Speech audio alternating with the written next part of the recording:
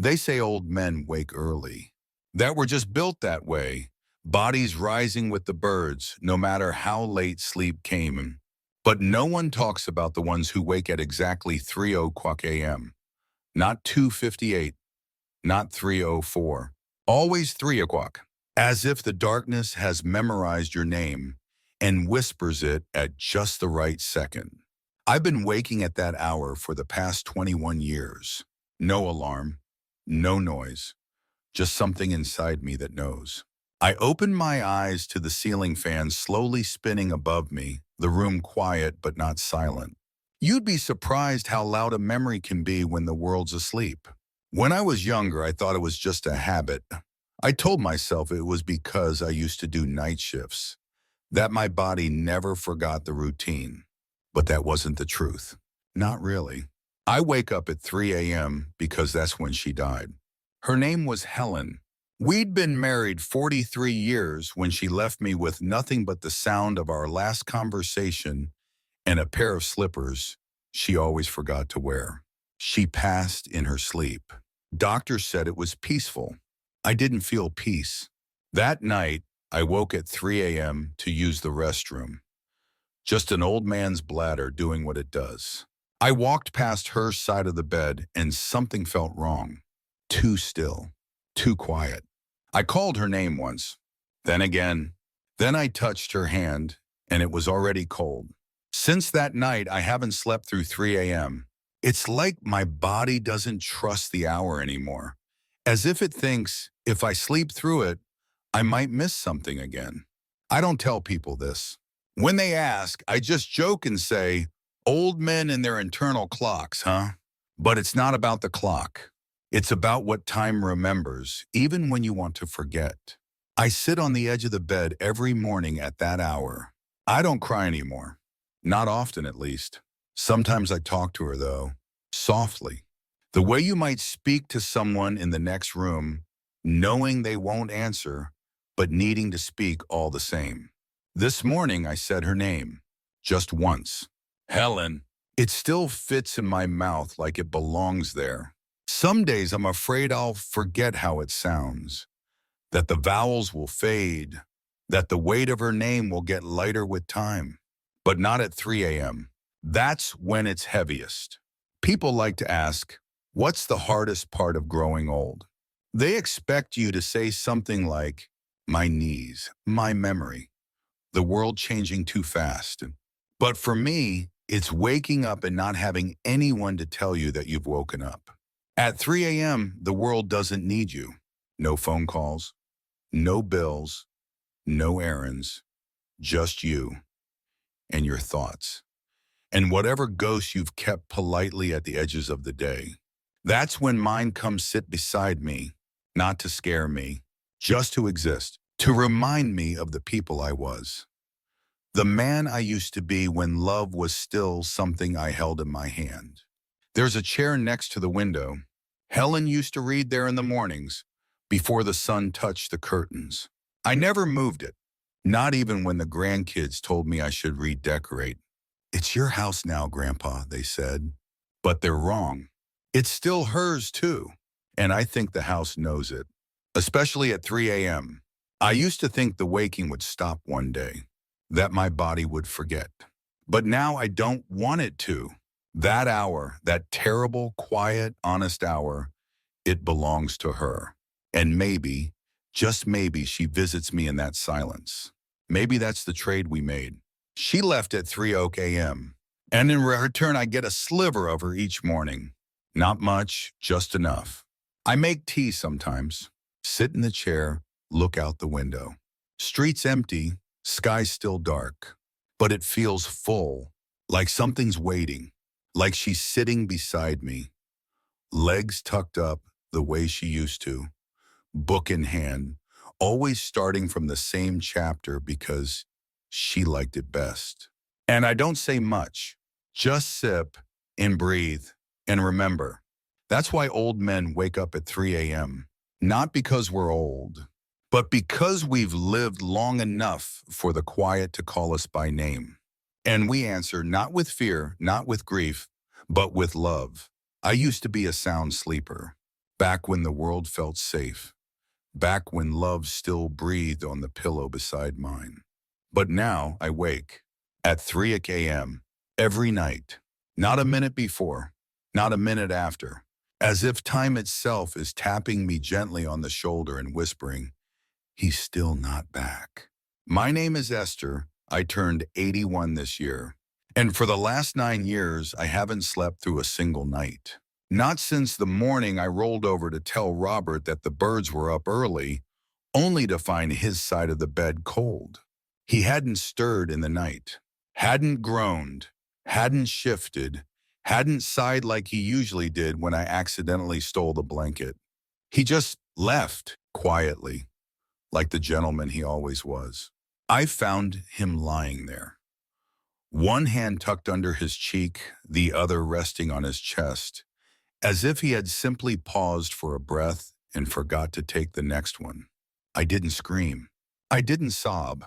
I just stared. Because when you spend 61 years with someone, you start to believe they'll outlive time itself.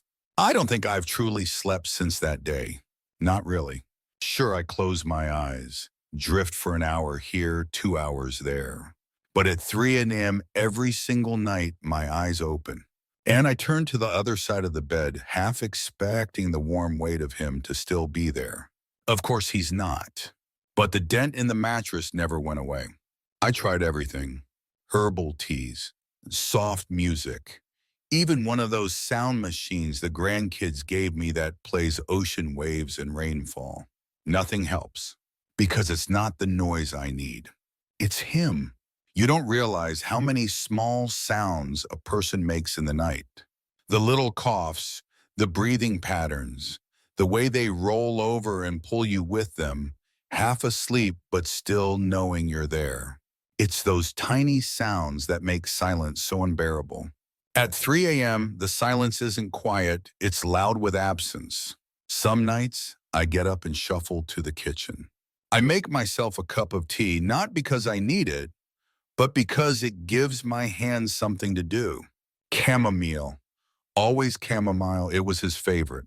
He used to bring it to me before bed, saying, to keep the nightmares away. Funny thing is, now the nightmares only come when I don't wake up at 3 a.m. There's a photo of us on the fridge. He's wearing that ridiculous fishing hat he refused to throw away. I'm laughing, real, eyes closed, head back laughing. Sometimes I whisper to it, "You left too soon, you know." He'd probably say, "Esther, it's been almost a decade. Let the old man rest." But how can I, when every part of this house still feels like him? Our bed is too big. I tried moving to the guest room once, made it 3 nights, but it didn't smell like him. Didn't creak the same way when I rolled over. Didn't catch the same sunlight in the morning. So I came back to the same sheets, same pillow, same space he used to hold me in. One night I thought I heard him. I swear I did. It was just after I woke at 3 a.m. I sat up and heard it. The sound of someone exhaling beside me. Long, soft, familiar. I didn't dare look, didn't move. I just sat there, tears slipping down my cheeks, soaking the hem of my nightgown. Maybe it was a dream. Or maybe love lingers in the air longer than science wants us to believe. People mean well. They say things like, "You had a long life together." He wouldn't want you to be said. You should find new routines. But they don't understand. I don't choose to wake up at 3 a.m. I'm called to, like some invisible string still ties me to the moment he left. And every night it tugs, just enough to wake me, just enough to remind me he was real. Sometimes I think 3 a.m. is the only time the world feels honest. No pretending, no visitors, no errands. Just the truth. And the truth is, he left, and I stayed. There's a drawer in his nightstand I still haven't opened. It's silly, I know, but it feels sacred, untouched. Like he might come back one day and scold me for poking through his things. But last week, I opened it. Inside was a watch, stopped at exactly 3 o'clock. I don't know if it broke the night he died or if I just never noticed, but I held it to my ear. And for a moment, I swore I heard a single tick. I placed it on the nightstand, right where he used to put it every evening. And now, when I wake at 3 a.m., it's the first thing I see. His watch. Silent, still, but somehow reassuring. I don't expect to stop waking, and I'm not sure I want to, because 3 a.m. has become mine. Ours. It's when the world is soft enough for memory, quiet enough for longing, still enough for love to speak without interruption. Some mornings I smile. Because in those quiet minutes before the sun rises and the kettle whistles and the world begins its noise, he's with me. Not in body, not even in voice, but in presence. And that's enough. So if you ask me why I wake at 3 a.m., I'll say, because love doesn't know how to sleep through goodbye. There's a window at the end of the hallway in this old house. It faces east. And every night, or more precisely, every morning at 3 a.m., I sit beside it. Not because the view is remarkable. There's nothing there but a quiet street, a rusted lamppost, and an oak tree that's been dying since the year my son left. But somehow, that window has become the most honest place in my world. I'm not sure when it became a habit. Maybe the year after Martha passed. Maybe after my legs stopped trusting the bed for more than a few hours. But now it's routine. 3:00 a.m. Open my eyes, pull on the robe, shuffle down the hallway, right foot dragging just slightly behind the left, and sit. In the same chair, in the same shalanes, in front of the same window. My name is Harold, 85, though I stopped counting birthdays after 79, not out of bitterness, just practicality. After a certain age, the years blur together like brushstrokes on a too-wet painting. But 3 a.m. remains sharp, like glass. The funny thing is, no one knows I do this. Not my nurse, not my neighbor who brings soup once a week, not even my daughter who calls every Sunday from 3 states away. It's my secret. Or maybe it's my confession. I don't look out that window because I'm waiting for someone. I look because I already lost someone, and I need the darkness to remind me of that. Because if I only remembered during the day, I don't think I could go on pretending everything's all right. His name was Jacob, my son, my only boy. He left 16 years ago, walked out the front door after our last fight and didn't look back. Said he couldn't take it anymore. Said I never listened, never understood, never saw him for who he really was. Maybe he was right. That night, the house felt colder than it ever had. Colder than the day Martha's hands went still. Colder than the winter of '78 when the power went out for 3 days. Colder because it wasn't death. It was abandonment. And somehow that feels sharper, more personal. I told myself I wouldn't wait for him, that I'd move on, that if he didn't want to be part of my life, then I'd respect that. But the body has a cruel way of keeping promises the mind never made. And so I started waking at 3 a.m., not to the sound of footsteps, but to the absence of them. For years, I convinced myself it was just insomnia, the natural rhythm of an aging man's body.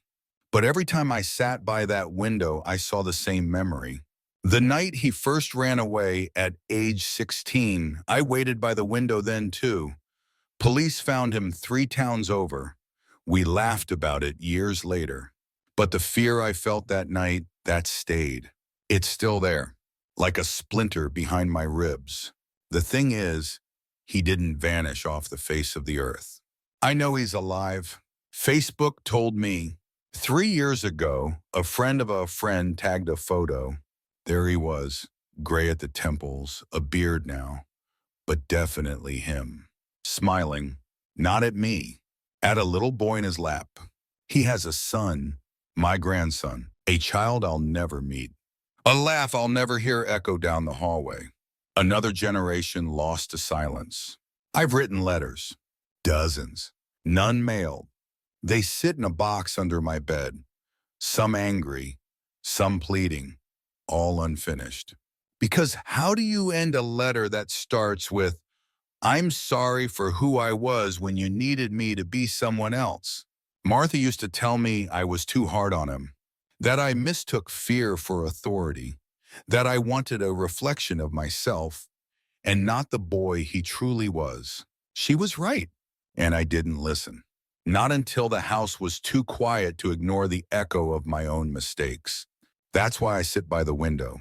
Because in the dark, I can finally say the things I never did. Out loud, to no one, or maybe to him. Just in case he ever walks past. Just in case some part of him still wonders if I think about him. I do. At 3 a.m. every single day.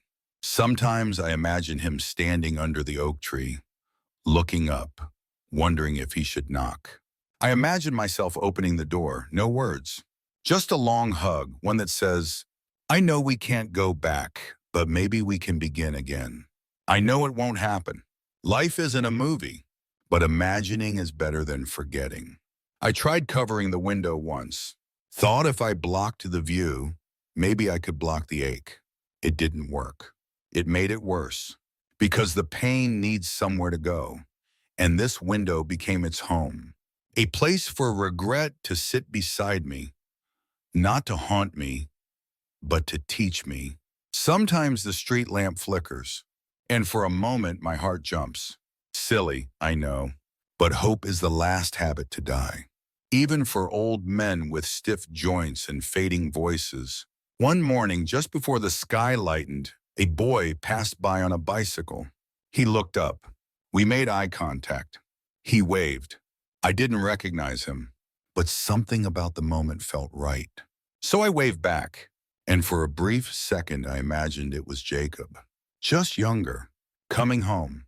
I haven't seen that boy again, but I keep sitting by the window, because maybe someone else will walk by.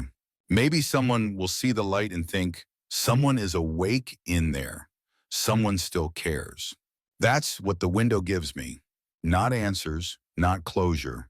Just a place to remember, a place to hope, a place to practice forgiveness, especially for myself. So if you ever drive by an old house at 3 a.m. and see a man sitting alone in the window, don't feel sorry for him. He's not lost. He's just waiting, not for someone to return, but for himself to forgive the version of him that didn't know better. And maybe, just maybe, he's finally getting close. They say the hardest part of loss is the big things. Holidays, anniversaries, birthdays you celebrate alone. But for me, it wasn't the milestones. It was the chair, the one beside my bed, the one he used to sit in every single night without fail before the lights went out. My name is Ruth. I've been living in this room for 17 years, 6 of those without James. We were married 52 years, long enough to learn that love doesn't always need words. Sometimes it just needs presence.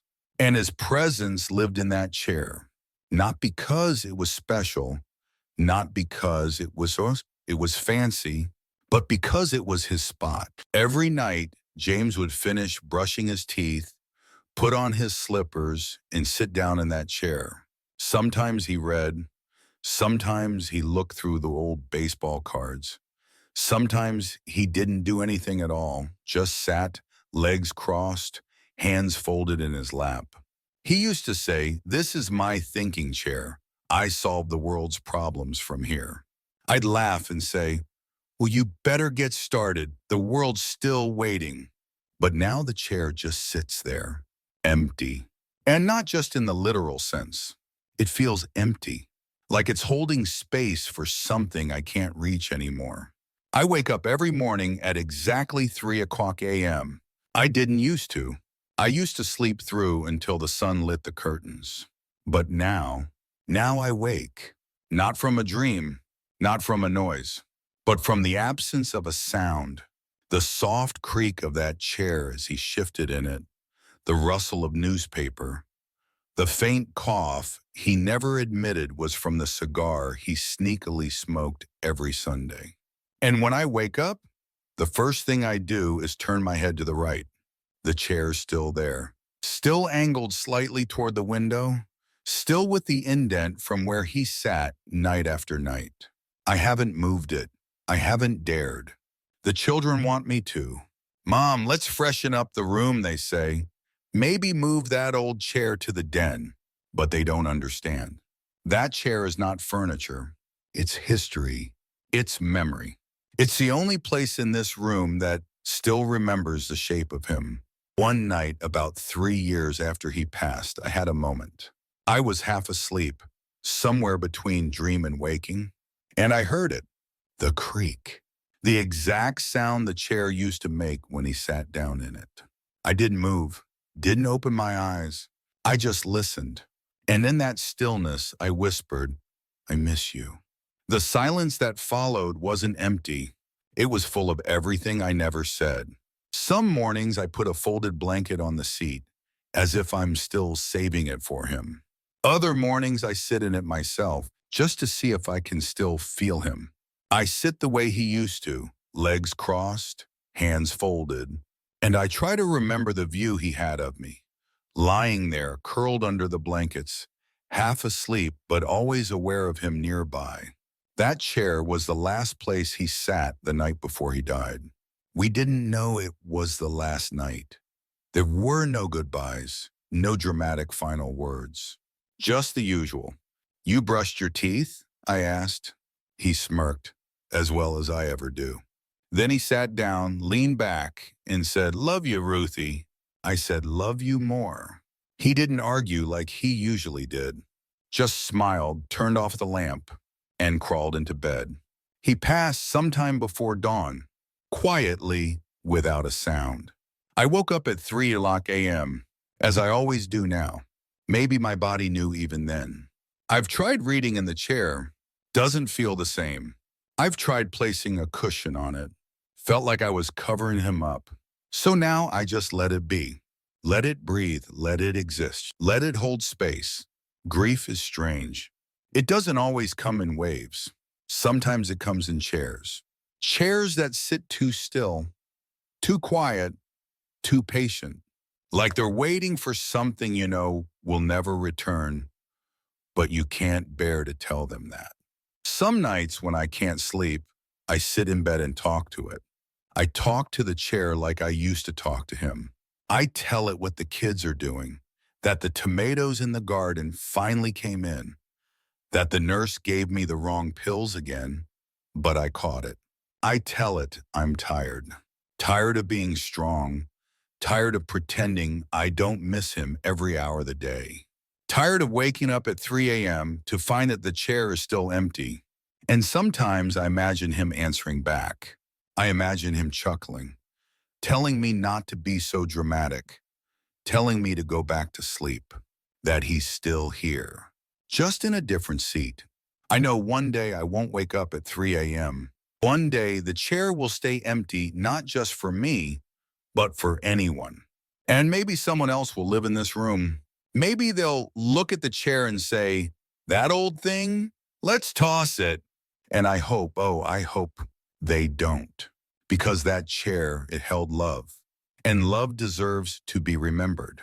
Even in wood and fabric. Even in silence. Even at 3 in the morning. So tonight, like every night, I'll roll over, look toward the chair, and whisper, still saving your spot. It starts with the kettle. That low, rising hiss as the water heats, cutting through the stillness of 3 a.m. The house is quiet. The street is quieter. But in the kitchen, there is movement. Steam, ceramic, the faint clink of a spoon against porcelain. And always 2 cups, even though I live alone. My name is Walter. 82, retired librarian, widower of 9 years. And every morning at exactly 3 a.m., I make tea for 2. It used to be a ritual. Me and June, sitting in this same kitchen, our hands curled around mugs warm enough to keep the silence from settling in too deep. We never said much at that hour. She'd smile, tuck her robe tighter, and sometimes hum a song I didn't recognize. I'd read the newspaper, She'd read me. I never needed to ask how she slept. I could tell by the way she held her cup. Loose fingers meant restless dreams. Tight grip meant she needed comfort, but didn't want to say it. And when she needed comfort, I'd make chamomile. Always chamomile, because that's what her mother made her after the war, when the bombs were still echoing in her bones. I never liked tea, still don't. But I drink it anyway, because she did. And now it's the only way I still feel her hands moving in this house. She died on a Thursday. Heart attack. Quick. The doctor said she didn't feel pain, but I did. It came in waves, not loud, not sudden, just there, like the kettle starting to boil.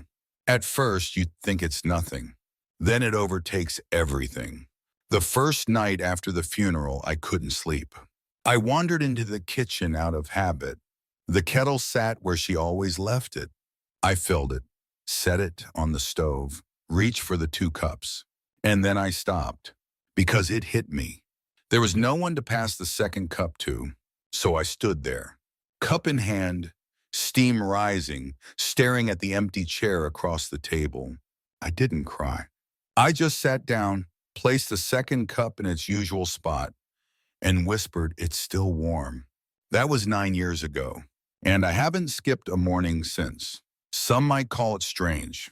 My daughter certainly did when she visited the first year and found me sitting at the table with 2 steaming cups. "Dad," she said gently, "you know she's gone." And I nodded. Of course I knew. But grief doesn't follow logic, it follows muscle memory. It lives in the joints, in the bends of routine. I don't make tea because I think she'll walk through the door. I make it because she once did. And part of me still lives in the moments when she did. Over time, I began to notice something odd. The steam from her cup always lasted longer than mine. I even tested it once, measured the heat, same temperature, and yet hers lingered. Maybe it was coincidence, maybe the placement of the cup, or maybe presence isn't always something you can see. Maybe love leaves behind a kind of warmth we don't understand. Sometimes I talk to her, not in long conversations, just a few words. Gardens blooming, new neighbors loud, missed your laugh today.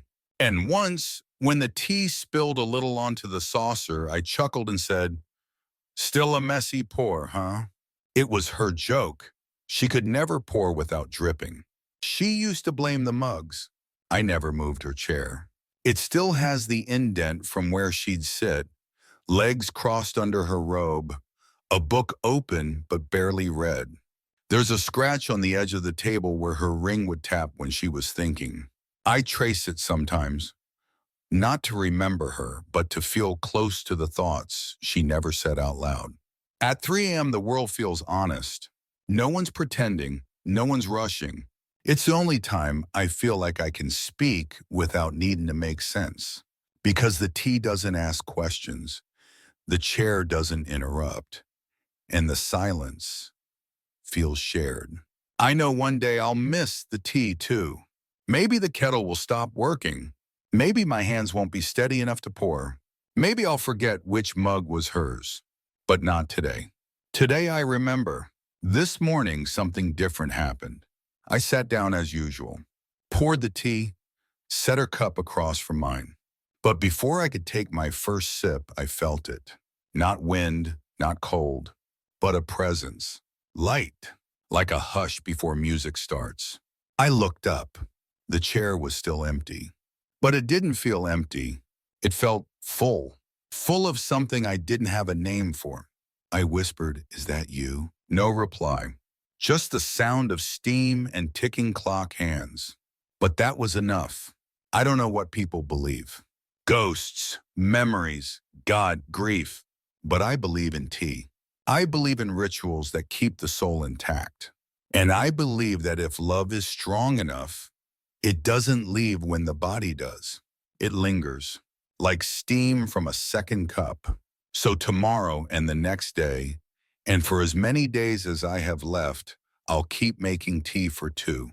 Because some promises don't need words. Some goodbyes don't mean forever. And some hearts Just need a little warmth at 3 a.m. I used to be afraid of the dark. As a child, I imagined monsters under my bed. As a young woman, I feared the silence after my father's footsteps disappeared down the hallway.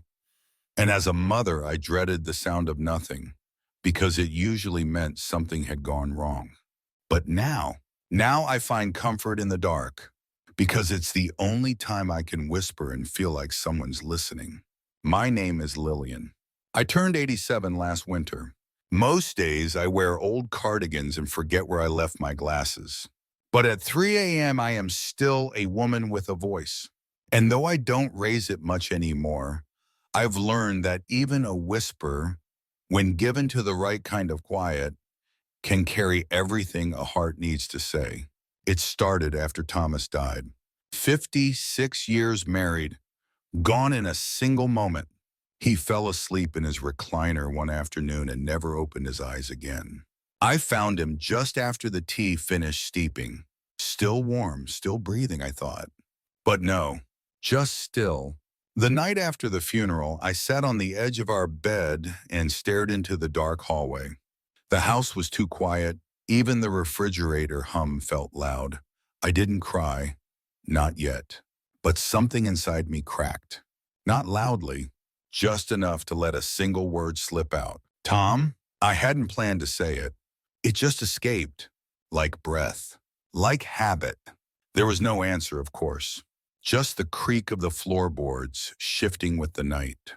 But I said it again. Tom, and then another word. I miss you. And then another. Where did you go? I don't remember how long I sat there that night, but I remember how it felt. As if the dark leaned in to catch every word. As if something in the room softened around me. Like presence without form, like being held by air. Since then, I whisper every night at 3 a.m., not always to Tom, sometimes to the past, to my younger self, to the children I raised, to the pieces of me I lost while being everything for everyone else. There's a particular kind of honesty that only comes out when the lights are off. You don't have to perform, you don't have to smile, you don't even have to be strong. The dark doesn't care if your voice trembles. It just listens. I never told anyone about this. It's not something you bring up over Sunday lunch or in polite phone calls with the grandkids. They'd think I was losing my mind. Maybe I am. But if madness feels this gentle, this healing, then I don't mind one bit. Sometimes I whisper things I never got to say. Like, I forgive you. To my sister who died before we could make peace. Or, I was scared too.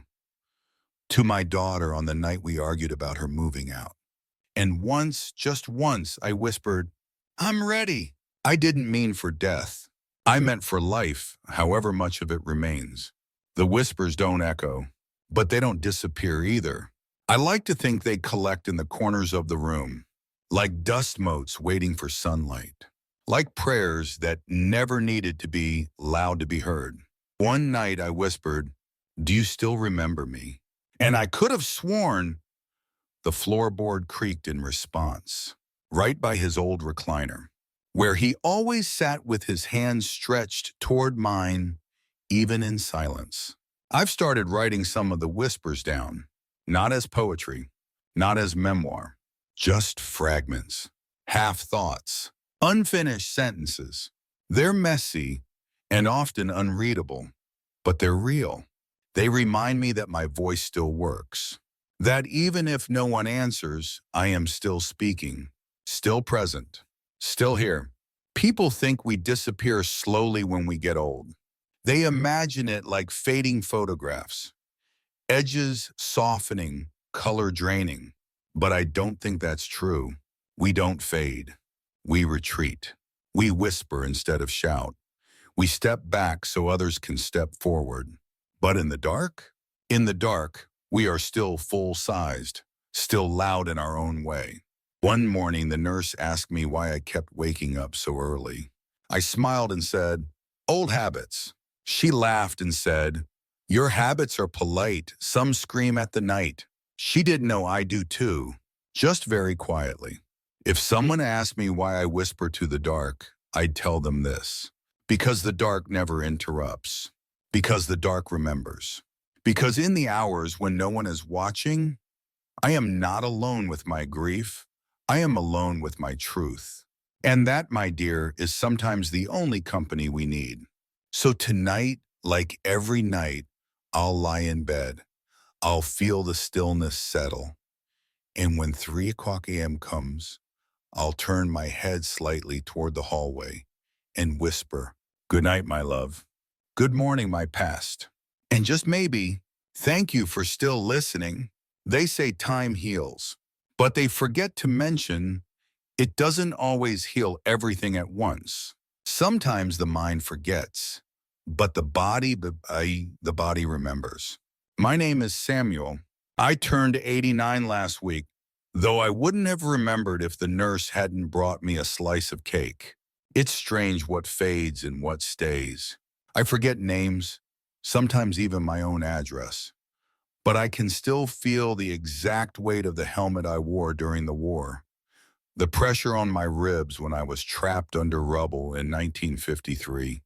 The cold metal of my wife's wedding band as I slipped it onto her finger in a quiet courthouse while the world outside kept moving too fast.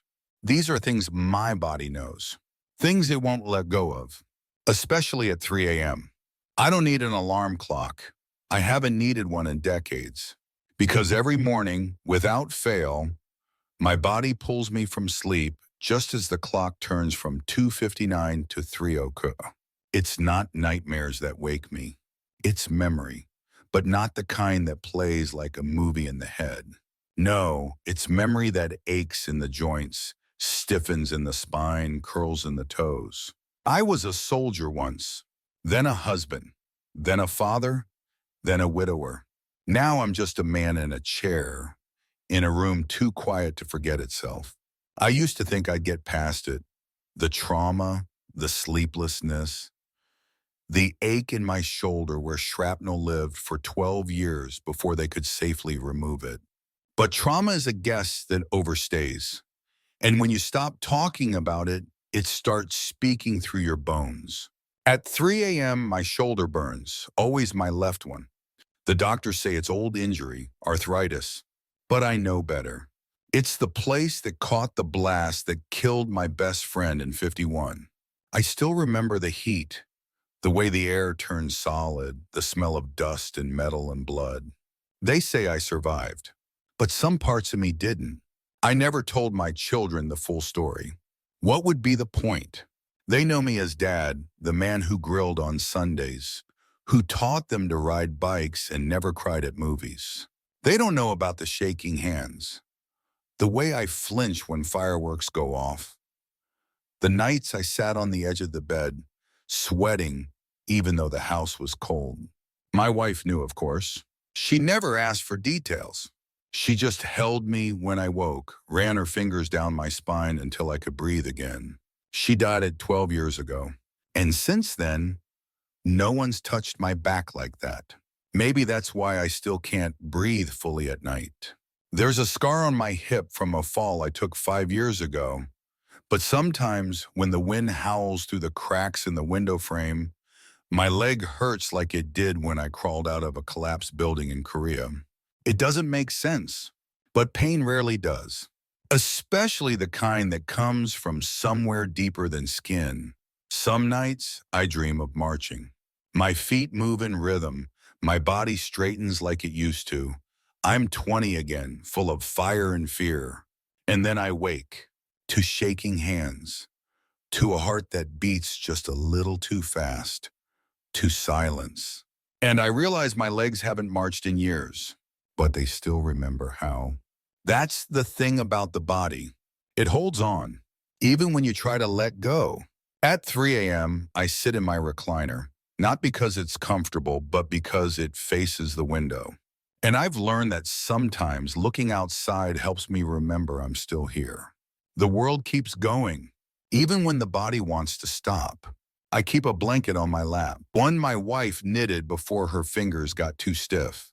It's fraying at the edges now, but when I run my fingers along the yarn, I swear I can still feel her hands. Sometimes I pull it up to my chest, let it press into the places that hurt, and somehow it helps. Not because it fixes the pain, but because it tells me I'm not carrying it alone. People think aging is about forgetting, but they're wrong. It's about remembering too much in places you can't name. A shoulder that tenses when someone slams a door, a jaw that clenches when silence lingers too long, a heartbeat that flinches when the world gets too loud, too fast, too much. I don't wish to forget. Not really. Even the pain is part of who I am. But sometimes I wish my body would forgive me for dragging it through wars, for years of labor without rest, for holding back tears to seem strong, for all the ways I didn't listen to it until it started screaming. At 3 a.m. I listen. I run my hand down my arm, over the shoulder that always aches and whisper, I remember too. And sometimes, just sometimes, the ache dulls, like the body sighs in relief, grateful to finally be heard. I don't talk much during the day. The aides here are kind but busy, and the other residents? They're in their own memories. But at night in the quiet, I speak to my body. Not with words, always. Sometimes with breath, with stillness, with hands over heart. And I say, I'm sorry. I know it hurts. Thank you for holding on. There is a tenderness in that, a kind of reconciliation. Because we talk about healing the mind, but we rarely talk about making peace with the body. I don't know how many more nights I'll wake at 3 a.m., but as long as I do, I'll listen. Because even when my voice fades, my body will remember. And maybe, just maybe, that's what love is too. A kind of remembering that lives in the bones. It's always in the same drawer. Third one down, left side. Underneath the knitted socks and 2 broken watches I refuse to throw away. The letter. Unfolded too many times, edges frayed, ink smudged where my hands lingered too long. I take it out every night at 3 a.m. And I read it again, even though I already know every word by heart. My name is Irene. I'm 84. I've lived in this house longer than I've lived without it. People come and go. Pictures fade. But the letter remains. A relic, a regret, a rhythm. I wrote it 41 years ago. To my son, Eli, the night he walked out and never came back. It was raining. He said he was done with this town, this house, this version of family. Said I never listened, never tried, never really saw him. I remember standing in the doorway, watching him throw a duffel bag into the back seat of a rusted red car. And then, just taillights, slipping into the storm. I didn't sleep that night. Instead, I sat at the kitchen table with a cup of tea I never drank and wrote the letter. Poured every word I was too proud to say in person. Every apology I never thought I'd have to give. Every hope I still carried for him. I thought I'd send it the next morning, but I didn't know where he'd gone. And by the time I got an address, 2 years later, scribbled on the back of a Christmas card from someone who ran into him out west, I'd already folded the letter too many times. It had become something else.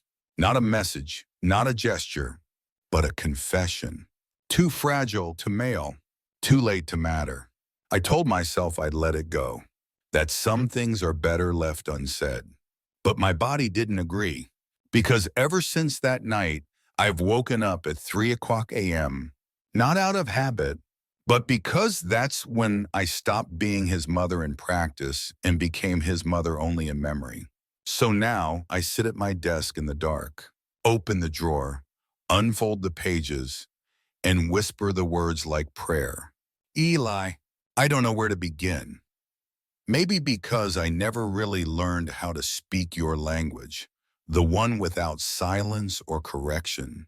I didn't mean to make you small. I didn't mean to love you like a mirror instead of a window.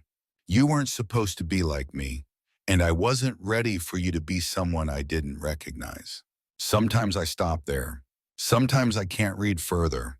Other nights I go on. I remember the first time you played the piano. Your fingers knew something I didn't teach you. I wanted to be proud. I was scared instead.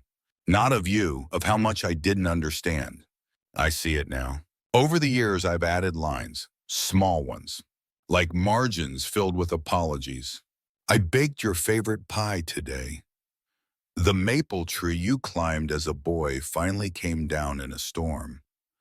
Your sister asks about you more than she admits. But the one line I never changed is the last one. If you ever come back, there's still a light in the hallway. I never turned it off. Not once. Bulbs burned out. I replaced them. Storms hit. I lit a candle. It wasn't superstition. It was survival. Because as long as the light stayed on, some part of me stayed open. Years passed. No letters came. No calls. No footsteps on the porch. Just that letter in the drawer. And the ache that never found its voice during daylight. People told me to move on. Eli made his choice. You did what you could. You were a good mother. But I wasn't always. And that's the truth I learned to live with. Some mothers build homes. Some build fences without realizing. At 3 a.m., I don't justify anymore. I don't defend. I don't pretend. I just read and whisper and hope. Once I dreamed he came home.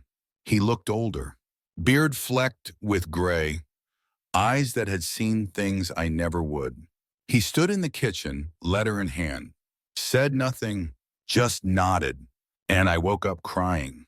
Because even in dreams, I couldn't give us the words we needed. Last week, a stranger knocked on the door. Delivery man, wrong address. But for a moment, my heart did something it hasn't done in decades. It leapt, because I still don't know how he looks now. I've never seen a photo. Maybe he walks with a limp. Maybe he wears glasses. Maybe he has a daughter who laughs like I used to. I don't know. And the not knowing hurts more than anything else. I've thought about mailing it, even now. Putting it in an envelope, addressing it to nowhere, just sending it, letting it go. But I can't. Because if I mail it, I don't get to read it again. And this letter, it's the last conversation I have with my son. So I'll keep unfolding it. Keep whispering it to the dark. Because maybe somewhere in the silence, he hears it. And maybe one night, when I can no longer open the drawer, no longer hold the paper steady, no longer find my voice, the letter will still be here, waiting, and maybe someone will find it. Maybe someone will read it aloud. And maybe Eli, wherever he is, will finally know that even in silence, even in absence, even in all the wrong ways, I never stopped loving him. Not once. Not even at 3 a.m. At first, I thought it was a dream. The sound, faint, soft, almost gentle, like a whisper tapping against the walls of my mind. But it wasn't a dream, because it came again, and again, and again. Every morning, 300 a.m. My name is Morris. I'm 91. And for the last 14 years, I've woken up to the same sound. No one else hears it. Not the nurses, not the other residents, not even the night guard who walks the halls like clockwork. But I do. I always do. It started after Evelyn passed. She died in the spring. Our garden had just started to bloom again, her irises pushing through the earth like little purple flags of joy. She never got to see them. Her heart gave out before the season could finish singing. That first night I didn't sleep. I just sat in her rocking chair and stared at the place where her knitting used to be. But the second night, I slept. Briefly, until 3 a.m. And then a sound. At first, I couldn't place it. It wasn't loud, wasn't harsh, just a soft tapping, like fingernails against glass. Like the old rhythm she used to drum on her teacup when she was thinking. It lasted 4 seconds, maybe 5. Then silence. I checked the window. Nothing. Checked the hallway. Empty. Went back to bed. The next night, It came again. Same time, same pattern, like a memory trying to find its way home. I didn't tell anyone, not at first, because how do you explain a sound no one else can hear? They think it was my age, my grief, my loneliness forming shadows and echoes. And maybe it was, but that didn't make it less real. Over the weeks, the sound changed. Sometimes it was a knock. Other times it was a footstep, just one near the foot of the bed. Once it was her laugh, brief, barely formed, but so unmistakably Evelyn that I sat up and whispered her name before I even realized I had spoken. I started writing them down, each variation. Each time it woke me, I filled 2 whole notebooks. Not because I needed proof, but because I needed something to do with the space she left behind. Some nights, I tried to record it. Placed an old tape recorder on the nightstand. Pressed play, pressed hope. But the next morning, all I found was static. The sound, it seems, wasn't meant for machines, only for memory. I asked the doctor once if trauma could leave traces in the air. He smiled politely, said, "Sometimes grief plays tricks on us." I nodded, but deep down I knew. This wasn't a trick. This was a visit. It's not frightening. That's the part I wish people understood. The sound doesn't scare me, it comforts me. Because in a world that moves on without asking, that forgets the names of the dead too quickly, the sound reminds me that something still remembers her. That some part of the night still carries her rhythm. One night I decided to speak back. I sat up at 3 a.m. after the soft tapping ended, and I said, "I hear you." Then silence. But not the empty kind, the full kind. Like someone just nodded from the other side of the room. Since then, I talk to the sound. Sometimes just a word, sometimes at a whole conversation. I tell it what the sky looked like that day, how the soup was too salty, that I still sleep on only one side of the bed, even though the whole thing is mine now. And every time I speak, the sound comes back the next night, like it's listening, like it's waiting for me too. The nurses think I sleep through the night. They don't see the journal by my bed. Don't notice that I keep the hallway light off so I can hear better. Darkness sharpens memory. Did you know that? When you can't see, you start to feel more. And I feel her every night at 3 a.m. Last week, the sound changed. It was louder, not startling, just closer, like she'd taken a step toward me. And for the first time, I wasn't sure what to do. I sat frozen, heart pounding, breath caught, and I whispered, "Are you coming back?" No reply. Just that thick, full silence again. I don't know what it means. Maybe nothing. Maybe everything. Maybe sound is just love trying to echo through time. I once asked a priest, "Do you think the dead visit us?" He said, "Not with words, but sometimes with presence." I like that, because presence doesn't need a body, it just needs attention. And I've been paying attention. Tonight, I sit at my window after the sound fades. I look up at the moon and whisper, "I'm still here." I don't say it for comfort. I say it as a promise, because if she's still calling, then I will keep answering.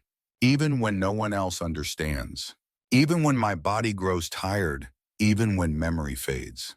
Because love, when it's true, leaves behind a rhythm. And mine comes at 3 a.m. every night. Without fail, I had grown used to it. Waking at 3 a.m., the same hour, the same silence, the same ache. For years, it had been my ritual. Eyes open to the dark. One deep breath. Then stillness. Like my body knew the drill better than I did. My name is Helen. And this morning, I did not wake up alone. No ghost appeared. No long-lost child returned in the night. No magical voice whispered my name. It was something much simpler than that. Something softer. Something real. It began with a sound, not the ones I'd heard for decades. Not the tapping, not the creaking chair, not the echo of memories pacing the floor. No, this sound was different. It was laughter. Small, bright, alive. I blinked, sat up slowly. For a moment, I thought I was dreaming. But no, there it was again. Laughter. Just outside my door. Then, a knock. Not at 3 a.m., but later. Maybe 3:12. I had stopped checking the clock. It was the new nurse, younger than the others. She had that kind of smile that made you forget how old your bones felt. Couldn't sleep, she said, holding 2 mugs. I made tea, thought maybe you'd like some company. I stared at her for a long moment. No one had ever come to my room uninvited, not at this hour, not in this way. She didn't ask questions, didn't comment on the notebook open on my lap, or the photograph of my husband I always kept turned just slightly toward the pillow. She just sat and handed me a cup. We didn't talk much. Didn't need to. She looked out the window while I looked at her hands. So young, so certain. She reminded me of my daughter. The one who used to braid my hair in the mornings when she still believed I could fix anything. The nurse didn't know my stories. Didn't know about my 3 a.m.s. Didn't know about the night I watched my husband take his last breath. Didn't know how many times I'd whispered apologies into the dark. And yet, somehow, her presence filled the room like understanding. When she finally stood to leave, she said, "Some nights feel longer than others." And I nodded, yes. But this one? This one felt different. When the door closed, I stared at the empty mug in my hand. Still warm. For once, it hadn't gone cold before I could finish it. I lay back down, blanket up to my chest, hands resting still. And as I closed my eyes, I realized I wasn't afraid of the morning anymore. Because for the first time in what felt like forever, someone had stepped into my silence. Not to fix it, not to question it, but simply to share it. It made me wonder, how many of us wake at 3 a.m. thinking we're the only ones? How many sit with ghosts, with regrets, with teacups poured for the past? And how many would feel just a little less alone if someone knocked once in the dark and said, "I thought maybe you'd like some company"? This morning, I didn't wake up alone. Not because someone stayed, but because someone came, even for a moment. And that moment, it made everything else just a little bit lighter. They say aging is a kind of fading, but I think maybe it's a quiet kind of becoming, a shedding of noise until only the most important sounds remain. And this morning, it wasn't the clock, it wasn't the memory, it wasn't the whisper. It was laughter, it was kindness, it was tea. So to all who wake at 3 a.m., may you find your moment. May someone knock, or smile, or sit beside you quietly until the world feels less like a weight and more like a hand reaching gently into yours. Because maybe healing doesn't come with answers. Maybe it comes with presence, with shared silence, with one morning where you didn't wake up alone.